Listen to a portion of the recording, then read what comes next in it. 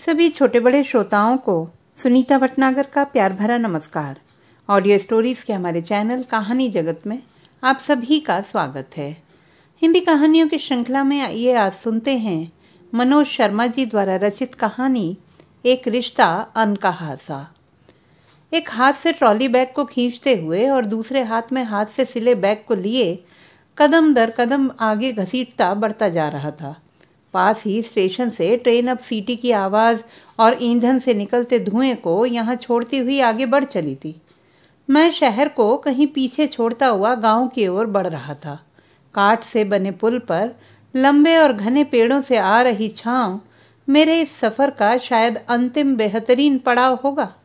यहाँ का मौसम पल पल में बदल रहा था। पेड़ों पर बैठे पक्षियों का कलरव और इस पुल के नीचे बहती नहर के जल से उत्पन्न ध्वनि बहुत मधुर थी। बाईं कलाई पर बंधी घड़ी को आंखों के करीब लाते हुए टाइम देखा, पर यकीनन मेरी चाल अब पहले से धीमी पड़ती जा रही थी। मौसम भी गर्म और थकाने वाला होता जा रहा था। टाइम 3:30 बजे का था। बरसात के बाद की धूप घनी और चुभने वाली सी थी। मैं किसी तरह उसके घर के पास पहुंच गया था जो मेरा गंतव्य था। कितने सालों बाद यूं सुनैना मुझे याद करेगी और मुझे मिलने को बुलाएगी। सब अजीब सा लग रहा था, पर यहाँ अनोखी आत्मीयता सी झलक रही थी। तभी तो मैं पुराने दिनों को स्मरण करते हुए झट से दौड़ पड़ा। इस दूसरे शहर में जहाँ सुनैना आज तक उन्हीं स्मृतियों में जिंदा थी, मैं एक पल में मिलने को दौड़ पड़ा था। मैं गुमसुम उस घर के सामने पहुँच गया जहाँ अब वह रहती है। बाहर गेट पर लगी बैल को कई बार बजाने के बाद भी कोई प्रतिक्रिया नहीं हुई। फिर मैंने अपने हाथ से दरवाजे पर चोट करते हुए कुछ आहट की। दरवाजे में बने एक सुराख में झांकने पर एक धुंधली आकृति जो गैलरी से होती हुई दरवाज़ा खोल साक्षात हुई। शैलेश ने आंखों पर से चश्मा हटाकर उसे साफ करते हुए सामने की ओर काफ़ी दूर देखते हुए एक आकृति को करीब आते हुए देखा। जैसे जैसे ये चेहरा पास आता रहा, हृदय गति तेज होने लगी। लगा कि ये सुनैना होगी, पर हाँ, ये सुनैना ही थी, किंतु अब वह चेहरा परिपक्व हो चुका है। आंखों के नीचे गहरे काले निशान और बालों में भी सफ़ेदी आ चुकी है। मैंने पुनः चश्मे को आंखों पर लगाकर कुछ बोलना चाहा, पर मेरे बोलने से पहले ही उसने प्रश्न पूछने की सी मुद्रा में मुझसे कहा, आर यू मिस्टर शैलेश?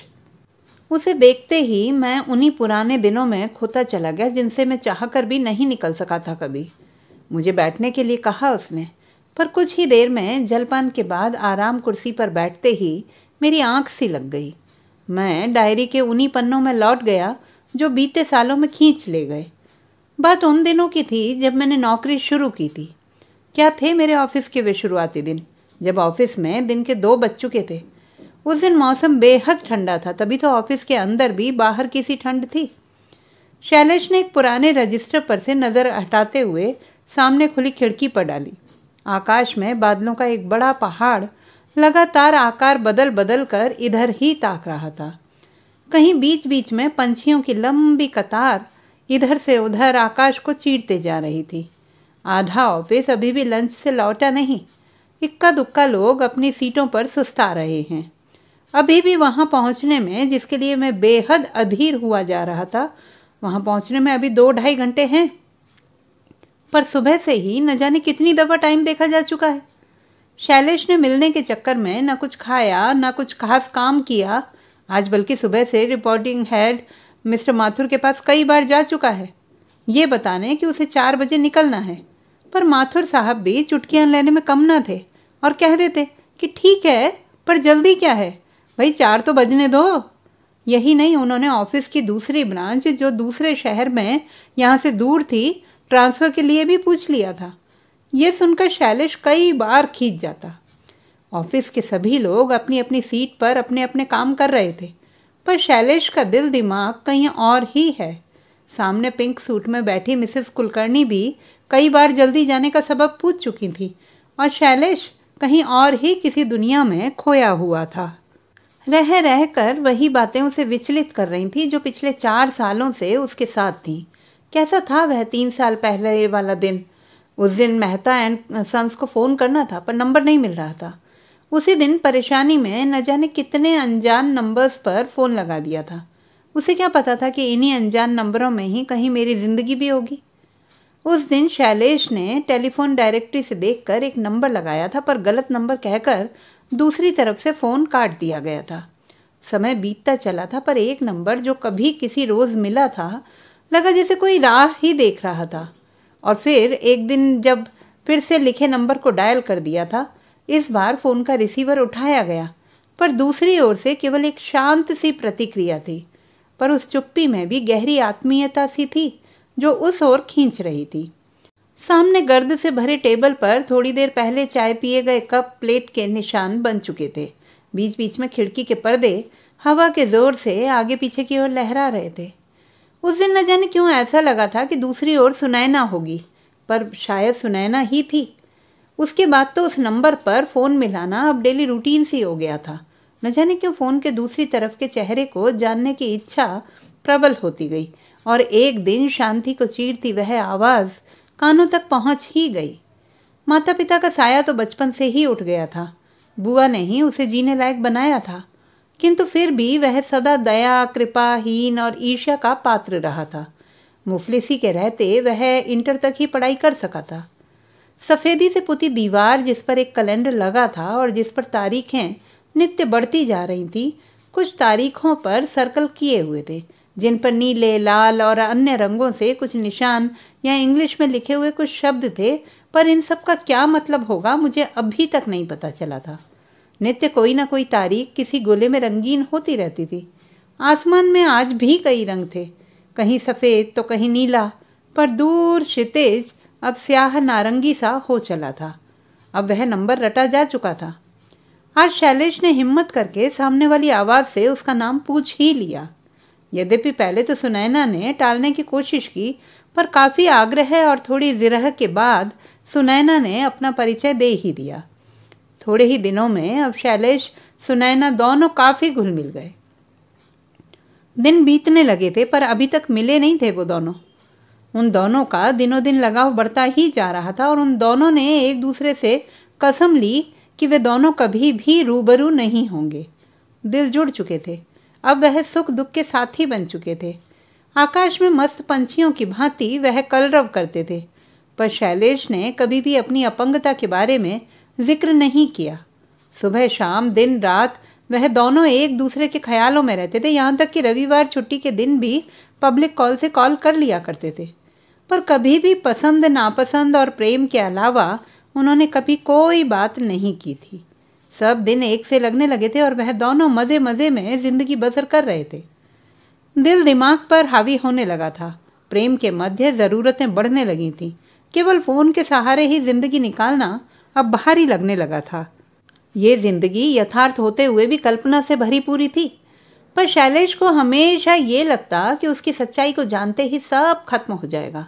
पर सुनैना के प्रेम पर कभी कोई शुबहा नहीं हुआ। ये पता था कि दोनों बहुत निर्धन हैं, पर ऐसी छोटी सी जॉब से ही दोनों के घर चल रहे थे। शैलेश ने एक दिन इधर उधर की बातें करने के बाद उसे देखने की इच्छा जाहिर की, पर सुनैना ने न केवल मिलने के लिए मना किया, बल्कि फिर कभी ऐसा न करने के लिए कहा। पर यह कमबख्त दिल था कि हर थोड़े दिनों में मिलने की चाह रखता था। हालांकि दिल में बहुत उथल पुथल होती थी, पर एक नज़र देखने की उत्सुकता दिनों दिन बढ़ती ही जा रही थी। शनिवार का दिन था। घर से निकलते हुए, बैसाखी को थामते हुए अपने मोहल्ले से धीरे धीरे निकल रहा था। ज्यादा काम न होते हुए भी वह व्यस्त सा दिख रहा था। दफ्तर पहुंचते ही उसने सुनैना को कॉल किया, पर आज दोनों तरफ एक अजीब सा भय था, जैसे कोई गहरा राज खुलने के डर से अपराधी के चेहरे पर दिखाई देता है। शैलेश का गला भरा हुआ था और सुनैना भी बीच बीच में हिचकियां ले रही थी।